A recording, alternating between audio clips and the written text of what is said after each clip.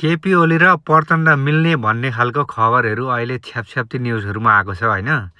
त्यस्तै अघोषित रूपमा गगन थापा मतलब नेपाली काङ्ग्रेस र केपी ओली पनि मिल्ने, गगन थापाले 5 नम्बर झापा 5 नम्बरमा सहयोग गर्ने केपी ओलीलाई जिताउन, र त्यस्तै गरेर सर्लाही 4मा चाहिँ केपी ओलीले गगन थापालाई जिताउनलाई सहयोग गर्ने भन्ने खालको न्युजहरू आइरहेछ क्या।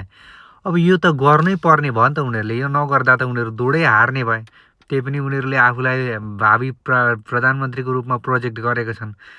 अब अब यो उनीहरूले यति नगरिन्जेलसम्म उनीहरू हार्छन्, गर्दै पनि हार्छन् ल, किनभने जनताले मन बनाइसके क्या। अब परिवर्तन नै गर्ने हो यसपालि भनेर, अनि जति नै उफ्रे जति तमास पारे प्रचण्डसँग पनि मिल्ने अरे। अब ल प्रचण्डसँग उहाँ कहाँ रुखुम्की कहाँ मिल्ने अरे। अब शेरबहादुर देउवासँग पनि भेटघाट गरेको अरे। जति नै उफ्रे पनि जे गरे पनि जनताले मन बनाइसकेपछि, जनता परिवर्तन हुन खोजेपछि कसैको केही लाग्दैन क्या।